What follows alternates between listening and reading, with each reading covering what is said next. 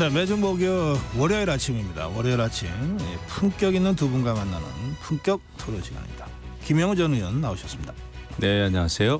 신경민 전 의원 함께하셨습니다. 고맙습니다. 네, 안녕하십니까. 네, 그 국민연금 개혁안이 지금 그 여야의 최대 쟁점으로 갑자기 떠올랐는데요. 이제 21대 국회가 한 3일밖에 남지 않은 상황인데 어떻게 전망하시는지요? 제가 볼 때는 김영우 전 의원. 네, 이번에 이제 지금 결론부터 말씀드리면은 정부와 여당이 그 이재명 민주당 당대표의 어떤 전술 잔꾀에 완전히 걸려들었다 생각을 합니다. 사실 연금 개혁은 너무나 중요한 사안이기 때문에 저는 그 지난번에 영수회담에서도 그래도 좀 웬만큼 깊이 있게 다뤄질 줄 알았는데 그때까지만 해도 그 내용에 대해서 별다른 언급이 없었습니다. 장장 이재명 대표가 15분 동안 일장 연설을 할 때도 뭐 연금 개혁에 대한 별다른 언급이 없었어요. 그리고 영수회담 이후에도 없었습니다. 그런데 21대 국회 남겨두고 사흘 앞두고 전격적으로 모수개혁 이거 합의하자, 통과시키자 이렇게 나왔단 말이에요. 그런데 결국 이 국정 이슈를 주도하게 됐습니다. 이재명 대표가. 그러다 보니까 정부와 여당은 이것을 받아들이기도 힘들고 구조개혁을 함께 하자는 거 아닙니까? 그러다 보니까 외통수에 걸렸다 이렇게 생각합니다. 결국 여당이 그만큼 정부와 여당이 전략이 좀 부재했다고 봐요. 예. 이재명 당대표가 이렇게 나올 줄 전혀 예상을 못했겠죠. 예. 그런데 결국 이것은 뭐 21대 국회에서 처리되기는 불가능합니다. 김진표 의장이 굉장히 적극적이지만은 결국은 안 될 것이다. 하지만 이거에 대한 그 대책은 좀 있어야 되는데 예. 묘수가 없어 보입니다. 일단 거기까지요. 네. 신경민. 저도 결론적으로는 이게 좀 굉장히 힘들어 보여요. 그런데 지금 뭐 이재명 대표의 잔꾀라는 표현을 김 의원이 쓰셨는데 원래 정치에 전술 전략이 있는 거 아니에요? 전술 전략적으로 이재명 대표는 굉장히 말하자면 잘한 거죠. 그래가지고 연금 주도권을 가져오면서 민생을 챙기는 정치인이라는 야당이라는 그런 이미지를 얻는 데는 일단 크게 성공을 한 거고요. 지금 여당은 또 대통령실은 이거 받기가 굉장히 어렵지만 그러나 나쁜 이미지를 받는 건 마찬가지죠. 매번 세 가지 개혁 얘기하면서 연금이 빠진 적이 일단 없거든요. 그리고 정부는 고갈 공포 마케팅, 연금이 고갈되는 시점이 2063년, 4년 이 정도면 끝난다. 그리고 적자 전환하는 것은 2050년 전후에서 끝난다. 뭐 이 고갈 공포 마케팅을 엄청나게 해왔는데 그래 그러면은 모수 이 합의를 그럼 하자. 이 모수 합의를 하는 걸 가지고 지금 2년 가까이를 했거든요. 그러니까 1차로 모수 합의를 여기까지 온 것만 해도 힘들었으니까 모수 합의를 하자. 그리고 2차로 구조개혁을 하자. 이렇게 맞받아칠 수도 있어요. 근데 이제 그것저것 뭐 다 걷어치우고 22대에 사자 그러면 이제 다시 처음부터 시작을 하면은 선거가 또 지방선거가 임박해 있기 때문에 이게 1년 안에 될지 안 될지 또는 뭐 22대를 건너뛸지 아무도 모릅니다. 이런 상황이기 때문에 하여튼 전술 전략에 걸려든 건 맞지만 이 전술 전략에 걸려든 것을 맞받아치는 방법을 생각하는 모습도 보이지도 않고 무조건 지금 걷어차는 모습을 보이고 있거든요. 그러니까 지금 현재로 봐서는 뭐 결론은 안 되는 것 같아요. 두 분 다 결론은 같은데. 네, 그러나 전술 전략 면에서는 이재명 대표의 완승이다 이렇게 보입니다.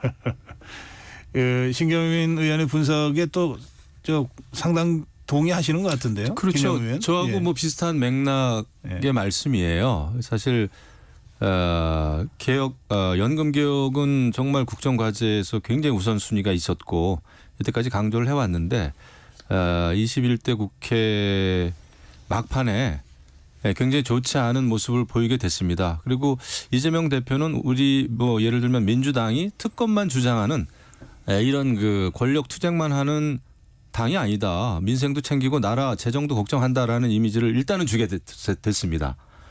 그 과정이 어쨌든 간에 이런 거에 대해서 용산과 국민의힘이 굉장히 수세에 몰리게 된 거죠. 결과적으로는. 그럼 뭐라고 조언하시겠어요? 제가 사실 조언할 수 있는 위치에 있었다면은 영수회담 합시다. 이렇게 했을 거예요. 왜냐하면 이번에 이재명 대표 영수회담 하자 그랬거든요.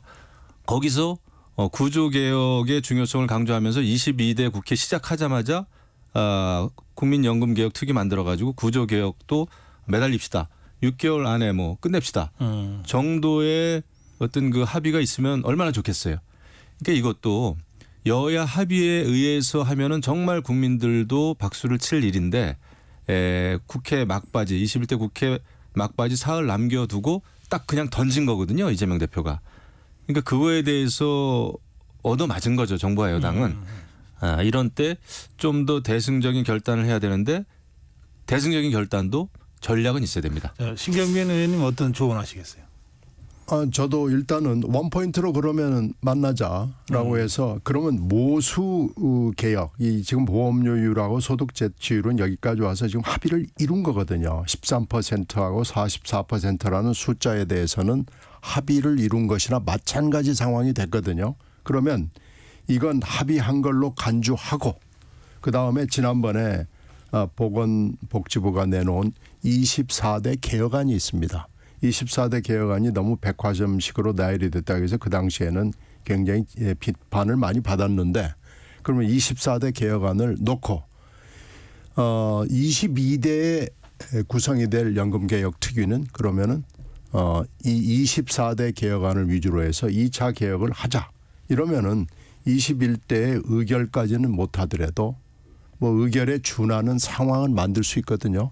이러면은 여야가 서로 주고받을 수 있는 뭐 이런 상황은 만들 수 있거든요. 그런데 이건 이게 완전히 걷어차버리고 아무것도 안 하는 상황이 돼버리는 거 못하게 된 것은 이건 엄청난 시간의 낭비입니다. 이거 앞으로 모수 합의를 이루는 것도 이제 쉽지 않을 거고요.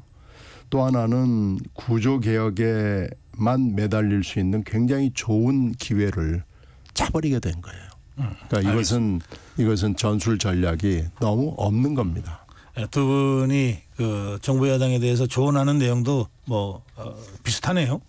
예, 과감하게 오히려 공격적으로 영수회담 원포인트로 받고 그리고 모수회담이 아니라 구조개혁까지 함께 가자라고 역제안을 해서 22대 국회에서 그 문제가 주요 이슈가 되도록 하면서 정부 여당이 그걸 주도할 수 있었는데 전략 전술적 대응이 좀 부족했다.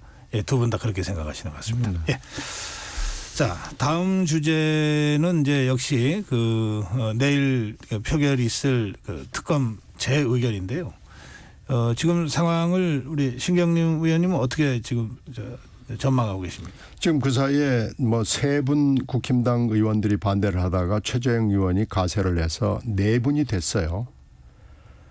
이 정도 되면은 사실은 이제 양심이 있거나 이 문제에 대한 어떤 해안을 가지고 있는 분들은 이건 좀 받아야 되는 거 아니냐라는 분위기가 국힘당 안에 있다는 것은 감지가 돼요. 그러나 이것을 재의결을 뒤집어기에 필요한 17명까지 가는 분위기는 아닌 걸로 파악이 돼요. 네. 이건 뭐 상황으로서 어쩔 수 없는 거라고 치더라도 여기서 4+알파가 되는 상황, 국힘당에서 내부 균열이 일어나는 상황, 아무리 당론이라고 하더라도 이런 상황이 벌어지면 국힘당에 굉장히 큰 타격이 될 것은 너무나 분명해 보입니다. 그리고 지금 현재 경북 그 경찰청에서 하고 있는 수사, 이것은 사안에 대한 거고요. 그리고 공수처가 하고 있는 것은 외압에 대한 겁니다. 여기서도 자꾸 뭐가 흘러나와요. 지금 이런 상황에서 아마 국힘당에 양심 있는 분들은 굉장히 고심을 하고 있을 겁니다. 그래서 내일 어떻게 해야 될 것인가라는 것을 많이 생각을 할 수밖에 없는 상황이 되고요. 내일에 만약에 4+알파가 17표까지는 안 되더라도 4+알파의 숫자가 만약에 10표가 된다거나 그러면은 국힘당은 걷잡을 수 없는 혼란으로 들어가게 될 것이 너무나 분명해 보이잖아요. 그러니까 네. 이것도 지금 전술 전략의 부재에 해당되는 것이고 용산의 페이스에 국힘당이 전혀 견제하지 못하고 끌려가고 있는 거 아닌가 생각이 됩니다. 그래서 내일 표수 결국 뭐 그 결과에 대해서는 저는 뭐 크게 기대를 하지 않습니다만 부결될 거다 이렇게 예상하시는데. 부결은 될 거라고 예상합니다만은 그 표수에 대해서는 정책 후보군은 전국에 주는 엄청난 영향이 있을 거예요. 그럴 것이다. 예. 김영우 이러다가는 의외 결과가 나올 수도 있겠다라는 그 우려도 됩니다. 그러니까 특검법이 재해결되는 거죠. 근데 공교롭게도 지금 국민의힘에서 이 특검에 찬성하는 의원들이 다 공교롭게도 수도권입니다. 안철수, 최재형, 김웅, 유이동.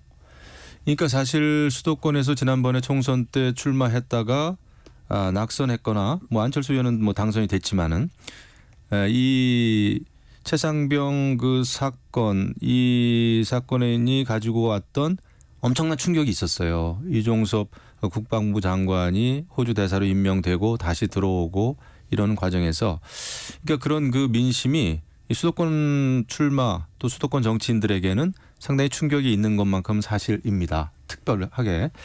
그래서 아마 수도권 의원들이 이렇게 특검 주장하는 그런 그 분위기와도 저는 일맥상통한다 생각을 하는데 통과되기는 객관적으로는 아직까지는 어려운 상황이죠. 그리고 지금 워낙 이제 표 단속이라는 용어를 쓰고 있습니다만은 당론으로까지 확실하게 지금 뭐 정해진 건 아닌 것 같은데 단속을 엄청나게 하고는 있지만은 이 21대 국회 마지막 표결 아닙니까? 부담은 있을 겁니다. 그런데 민주당이 이런 그 최상병 특검과 관련해서도 이 장외 집회를 하면서 탄핵이라는 말을 많이 지금 올리고 있어요. 그거는 사실 또 특검에 대해서 또 민심이 조금 멀어지게 하는 그런 그 작용도 할 수 있겠다라는 생각을 합니다. 그리고 이 국민의힘 같은 경우에는 이 탄핵이라는 거에 대한 트라우마가 좀 있지 않습니까? 네. 그래서 이것이 특검이 이 실체적인 사실을 밝히는 거를 넘어서 가지고 대통령의 무슨 뭐 어떤 그러니까 정권 퇴진을 지금 주장하는 거 아니겠습니까? 결과적으로 지금 민주당은 또 민주당을 포함한 야권은 이러다 보니까 국민의힘 의원들이 굉장히 좀 갈등을 느끼고 있죠. 그래서 하지만 아마 여기 나온 4명보다는 숫자가 늘어날 가능성은 좀 큰데 17표까지 가기는 쉽지는 않겠다라는 생각은 듭니다. 네. 우리 김영우 의원이 그 주말 야권의 장애 집회에서 탄핵 이야기가 나오면서 오히려 이게 그 야권에게 부담으로 돌아갈 수 있고 또 그것 때문에 그 국민의힘 의원들이 조금 더 그 응집되는 효과가 있을 수 있다. 이런 취지의 그렇죠. 말씀을 하셨는데 네. 신경민 의원은 요 주말 장애 집회에 대해서는 어떻게 보십니까? 주말 장애 집회는 사실은 예정된 수순이고요. 야당의 입장에서는 이걸 피해갈 수는 없었어요. 근데 거기서 이제 무슨 얘기를 하느냐라는 것이 굉장히 중요하거든요. 근데 조국 대표는 입장상으로 봐서 뭐 탄핵이라는 얘기를 하는 것이 당연하죠. 뭐 그분은 지금 국회의원이 된 이후부터가 뭐 너무나 분명하기 때문에 온 국민이 다 이해하고 있죠. 근데 이제 이재명 대표가 뭐라고 얘기하느냐라는 것은 굉장히 많은 관심을 끌었고요. 저도 유심히 봤는데 입술에 탄핵이라는 얘기는 올리지 않았어요. 항복. 네, 탄핵의 탄자, 티귿자도 올리지 않았습니다.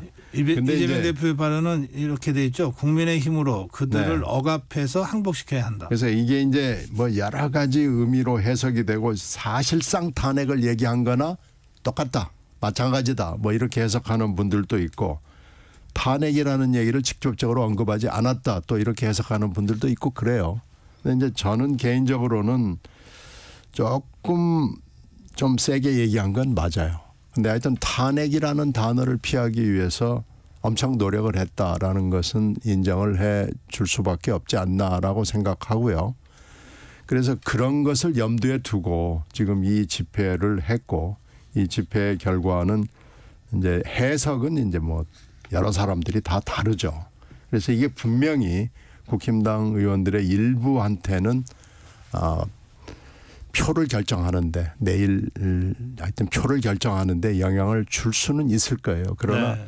이 사안, 이 최상병 사안은 지금까지 나온 거랄지 지금 현재 수사가 진행되는 매일매일의 상황을 지켜볼 때 이건 대통령이 거부권을 행사한 게 너무나 잘못됐고 이렇게 가서는 안 된다는 것을 국민들이 상당히 더 많이 이해했고 특히 총선에 투표를 던졌던 분들의 생각으로는 대통령이 변했다는 모습을 전혀 보여주지 않았다라는 평가를 내리는데 충분한 것 같습니다. 그래서 이런 점을 가지고는 대통령실, 뭐 국힘당도 마찬가지로 한번 생각을 해볼 필요가 있다고 생각합니다. 신경민 의원은 이재명 대표가 탄핵이라는 단어를 안 쓰려고 애썼다. 그러나 수위는 좀 생각보다 높았다. 이렇게 평가하셨어요? 뭐 맞습니다. 저도 그렇게 생각하는데 근데 누가 봐도 지금 민주당은 최고위원회에서의 최고위원 정청래 의원 등 발언을 보면은 다분히 탄핵을 염두에 둔 그런 그 의도가 엿보입니다.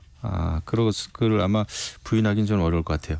근데 결국 이번에 내일 특검법이 재결되는 것은 피해갈 수 있지만 특검 정국은 피해갈 수가 없습니다. 이 대통령실도 그렇고 국민의힘도 그것을 그러면 소극적으로 계속 거부권이나 계속 피해가는 것으로 이것을 해결할 수 있을까? 저는 불가능하다고 봅니다. 그래서 이 정국을 돌파하기 위해서는 보다 적극적인 소통이 필요하다. 이것을 단순히 법의 잣대로만 해결할 수 있느냐? 저는 그렇지 않다고 봐요. 그래서 대통령은 군 통수권자이기 때문에 이런 군에서 일어나는 군에서의 여러 가지 작전상에 있어서의 어떤 사고 이런 거와 관련해 가지고 지휘관을 또 사령관을 사단장을 형사 책임을 계속 물을 수 있겠느냐. 그러면은 군의 기능이 유지가 안 되거든요. 그런 면에서의 대국민 솔직한 그 소통과 설명이 필요한데 그것이 저는 상당히 좀 부실했다 이렇게 봅니다. 그래서 지난번에 그 기자회견 가지고는 너무 약했고요. 저는 이런 거야말로 있었던 일에 대해서 또 군의 기능에 대해서 군 통수권자로서 대국민 설득, 설명 이런 게 병행이 돼야 네. 이 특검법을 피해갈 수 있다. 특검 전국에서 계속 수세로만 몰리지 않을 수 있다. 그래서 좀 소통에 적극적이기를 기대를 하는 거죠. 알겠습니다. 그 신경임 의원님, 그 지금 우리 정치권이 급하게 처리해야 될 일이 한두 가지가 아닌데, 근데 이제 새 원내 지도부, 그 양당 원내 지도부 입장에서는 또 국회의장으로 경선에서 지금 내정이 됐고 아직 본회의에서 표결이 안 돼서 의장이라고 부르기 어렵습니다만, 우원식 의원 경우에도 6월 7일까지는 원구성하고 22대 국회가 가동되도록 하겠다는 의지를 표명하고 있는데 그렇게 따져도 지금 열흘 정도밖에 안 남은 상태거든요. 원구성에서 6월 7일을 지킨 적 있나요? 그러니까 하여튼 그 국회장 내정장 그렇게 얘기했어요. 그래서 지금 사실은 하루에도 뭐 몇 분씩이라도 만나야 되는 게 원내 지도부인데 주말 회동이 취소됐다는 보도가 있습니다. 그 어떻게 생각하세요? 어떻게 전망하세요? 쉽게 안 될 거예요. 21대를 돌이켜보면 지금 21대나 22대나 지금 원구성이 비슷하잖아요. 거의 지금 비슷한 그 숫자를 가지고 여야가 만나게 되는데 그때도 7월 17일이 재연절이 아니었더라면 안 됐을 겁니다. 근데 그것도 또 그 말하자면 그 당시에 국힘당이 원하는 대로 안 되고 18개 상임위원장을 민주당이 다 가져가는 걸로 합의가 아니고 그냥 뭐 용인하는 걸로 끝났잖아요. 그렇게 해서 그게 1년 동안 계속이 됐기 때문에 그런 우리가 기억이 있고 경험이 최근에 있잖아요. 그것도 뭐 얼마 전이잖아요. 바로 4년 전 일이기 때문에 이게 6월 7일은 그건 뭐 매우 어려운 일이고 아무리 우원식 의장이 취임을 이제 해가지고 아무리 압박을 해도 여야 원내대표를 끌고 갈 수는 없을 겁니다. 네. 그 우원식 지금 의장 후보 내정자라고 해야 되나 뭐라고 해야 되나 모르겠습니다만 하여튼 우원식 의원의 캐릭터는 굉장히 강하죠. 분명합니다.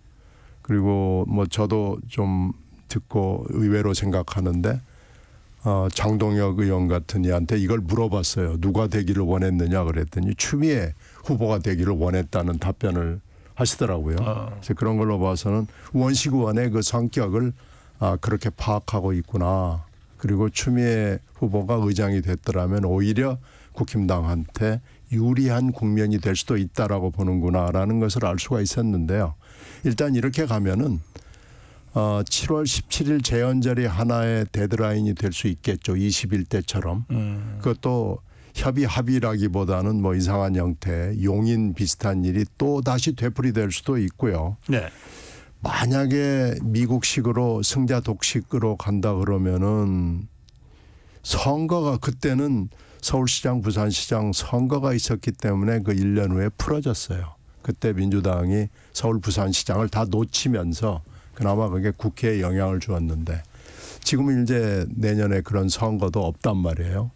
그렇게 따지면은 이 국회원 구성이 어려운 것은 물론이고 국회원 구성이 여야가 합의하는 모습이 아닌 채로 상당 기간 갈 수도 있다라는 그래요. 것이 예측이 가능합니다. 이 말씀하신 그 재헌절 7월 17일 이런 이제 국회가 주관하는 국가 이 기념일이니까 그때까지는 원구성이 돼야 된다. 뭐 이런 또 여야 간의 암묵적인 그 합의와 또 관행이 있어서 7월 17일이 또 하나의 데드라인이 될 수 있다. 이런 취지의 말씀이신데요. 제가 볼 때 이게 이제 협상이 또 더 어려운 이유 중에 하나는 민주당이 지금 예를 들면 박찬대 원내대표가 이끄는 민주당 그 원내가 단순히 그 원내 의원들의 의견만으로 이루어지지 않는다는 겁니다. 강성 지지층 그러니까 뭐 예를 들면 뭐 재명인의 마을 개딸들이라든지 강성 지지층의 영향을 엄청나게 지금 원내가 압박을 받고 있어요. 지난번에 그 우원식 국회의장 그 선거 그 당선되면서도 지금 얼마나 민주당이 홍역을 치르고 있습니까? 2만 명 이상이 당원들이 탈당했다는 거 아니에요? 그러다 보니까 또 그거를 의식해 가지고 앞으로는 원내대표나 국회의장 뽑을 때도 그런 그 당원들의 권리가 반영돼야 된다라는 목소리가 지금 민주당 내에서 나올 정도예요. 네. 그러니까 정상적인 저는 원내 구성 협상이 되지 않을 가능성이 너무나 크다 이런 걸 봤을 때 더더군다나 박찬대 원내대표는 이미 법사위원장, 운영위원장 반드시 확보하겠다, 가지고 오겠다 공언을 했습니다.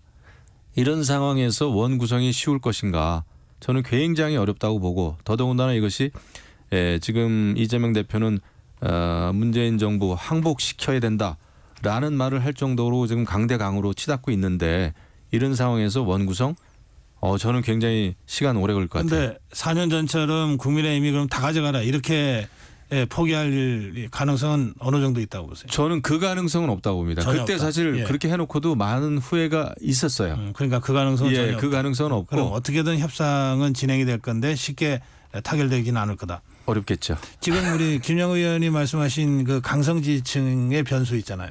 신경림 의원은 어떻게 보십니까? 그래서 이제 원내대표하고 국회의장은 좀 다르죠. 지금 이제 그 상황, 강성 지지층이 이 인선에도 관여를 해야 되겠다는 상황을 민주당의 수뇌부들이 받아들이려고 하는 기류가 있는 것은 뭐 확실합니다. 그런데 국회의장까지 그렇게 해야 되느냐라는 거에 대해서는 민주당 안에도 반대 기류가 상당하기 때문에 그건 좀 어려울 거예요. 왜 그러냐면 원내대표하고 국회의장은 격이 다르잖아요. 그리고 국회의장은 의전서열 이후에 국가직입니다. 입법부를 대표하는 수장이거든요. 그래서 여기에까지 강성 지지층이 입김을 한다는 것은 그것은 좀 논리적으로도 입법적으로도 좀 말이 안 되고 잘못하면은 이 헌법 논란이 생길 수가 있어요. 그래서 그건 좀 어려울 텐데 원내대표는 해야 된다라는 의견에 대해서는 민주당의 굉장히 강경한 의원들이 여기에 수긍을 하고 있어요. 이렇게 되면은 지금 현재 박찬대 의원은 물론 그렇게 된 건 아닙니다만은 영향을 받지 않을 수가 없어요. 그리고 앞으로 이렇게 가서 뭐 10% 안부터 시작해서 50% 안까지 지금 여러 가지 있기 때문에 이렇게 되면 굉장히 여러 가지로 당이 영향을 받을 수밖에 없게 되고 저는 이게 바람직한 방향이라고는 생각하지 않습니다만은 어쩔 수 없는 현실이다라는 것은 인정을 하지 않을 수가 없습니다. 예. 시간이 별로 안 남아서 이 질문 드리겠습니다. 한일중 정상이 4년 5개월 만에 어제하고 오늘 이틀간에 걸쳐서 이제 회의를 하는데 오늘 한중 한일 각 양국 정상회담도 같이 진행이 됐고 어제 그리고 오늘은 이제 한일중 삼국 정상회의가 진행될 것 같습니다. 김영우 의원님 네. 어떻게 평가하십니까?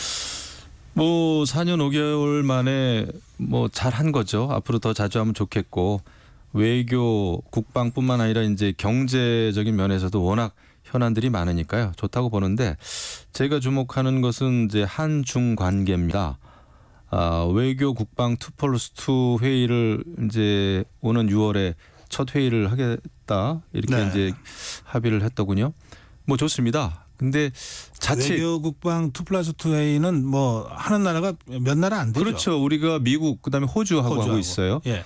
그러니까 중국이 세 번째. 예, 제가 알기엔 그런데 좋은데 이게 우리가 전략이나 어떤 큰 그림이 없으면 자칫 잘못하면은 중국이 우리의 여러 가지 외교 문제, 국방 문제에 간섭하는 그 중국의 간섭이 구조화되는 그런 틀을 만들어줄 수도 있습니다. 잘못하면은. 그래서 여기에 대해서는 아마 우리 그 국익이 침해받지 않기 위해서는 굉장한 전략과 그 물밑 접촉 대안이 필요하다라는 생각을 제가 많이 합니다. 왜냐하면은 중국이 정말 우리의 여러 가지 군사적인 그 훈련 또 지난번에 뭐 사드에서 명확하게 드러났지만요.